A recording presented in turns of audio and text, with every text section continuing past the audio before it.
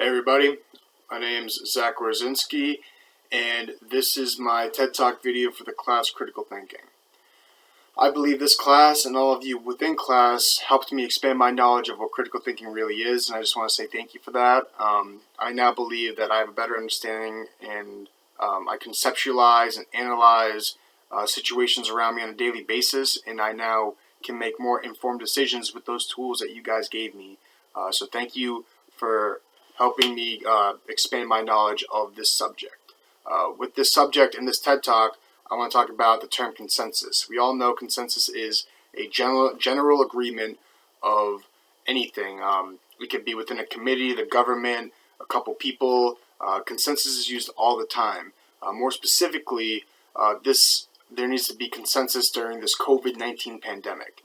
Just a quick history lesson. The U.S. has seen all types of different types of pandemics: HIV, AIDS, the flu, and even the bubonic plague. We've had past issues with medical tools, protection gear, and even the spread of knowledge.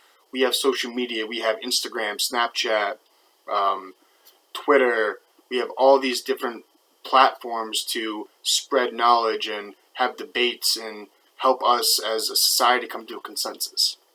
Currently, with this COVID-19 pandemic, a lot of the decisions that have been made have been by leadership organizations who, specifically the president, state governors, and not just the U.S. I mean, everyone's dealing with this. People in all over the country, all over the world, and everyone is having trouble with this.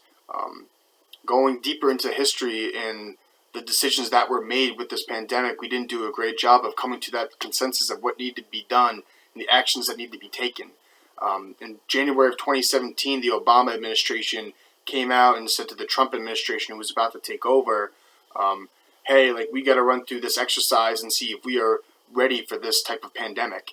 Later on, they briefed the National Security Council pandemic with a full playbook that they had ready, and the Trump administration did not adopt that. And that same administration wanted to cut $277 million in the pandemic readiness.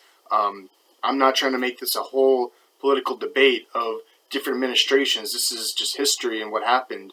And Congress obviously rejected that $277 million pandemic readiness pay cut because they, quote, said that it would leave the American people vulnerable, which was the right words.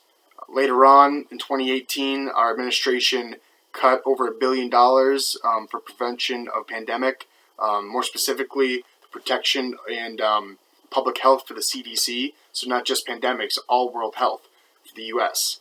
In February 2018, the Intelligence Committee Worldwide warned us that we weren't ready. Other organizations warned us, hey, something's coming, something's going to happen, and we're not ready for this. In May, the National Security Advisor warned the President directly, hey, what are we going to do? We're still not ready for this. And nothing happened. By October 20 of 2019, we ran the Crimson Contagion Program, which was a scenario exercise to see if our government and our states were ready for this type of pandemic. And we failed that exercise. We were not ready for it. No actions were taken. We still were deciding, hey, we did not come to a consensus. What should we do? And we never did anything. And by mid-2019 of November, the first case of COVID-19 was found in Hubei, China. I hope I'm saying that right, but China did the same thing. They weren't ready for this type of pandemic. By January 20th of 2020, 3 airports in the U.S. had screenings for health directly from China. And that same month, COVID-19, the first case was found in the U.S. Now everybody has to wear these masks. I mean, first time I wore this mask, I put it upside down, no lie. I'm not a huge fan. I can't even put it on. Attempt number 3. I mean, this is what we have to do now. Every single day, people have to wear masks, gloves, stand 6 feet apart. We've never seen this type of daily lives in any of our generations, and it's scary. People don't know what to do. People are working from home. People are unemployed, on unemployment. The public is scared. We're wearing these masks. We're standing 6 feet apart from each other. It's scary, and with the spread of knowledge on social media, we're all aware of what's going on around the world, which is even scarier. I believe that these types of issues are directing everybody in their personal lives. With my personal story, I'm a football coach and a track coach. In the fall of last year, we were fine. Nothing was going on. We're playing football. We had no idea that this pandemic was coming. We did good in the season, and then by December, we're coming back to school. In January, we're getting ready for track. We were the CCC championships last year for track and field at Nichols College. We were ready to make another run. We were excited. And bam, in February, we got hit by the NCAA coming to a consensus saying, hey, we believe that it's not safe to have spring sports. And this was right before spring break. So last day of track practice, we had to come together as a team.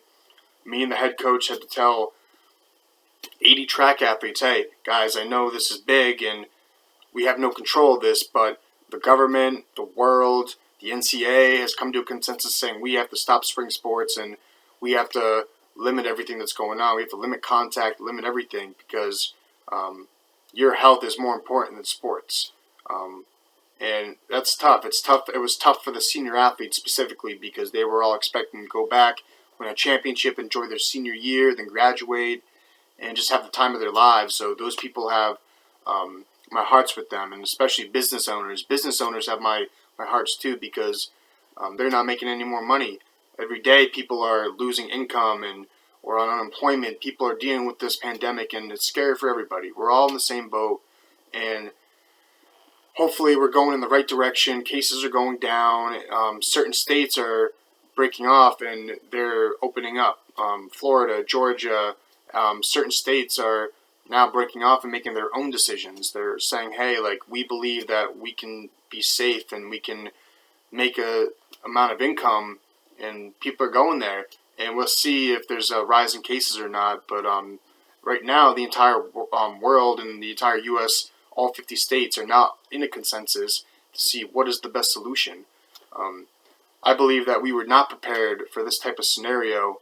I believe that if two administrations worked together instead of having different views, if we understood the severity of what's going to happen or what could happen, let's plan for that and let's plan for the future instead of reacting. And that's what we've been doing. We've been reacting to everything, and I believe that in the future we will be more prepared, but now it's too late. This has happened, and we wish we could have done things differently, but we didn't. Now it's time to move on. It's time to make a consensus being, hey, we got to prioritize funding towards future pandemics.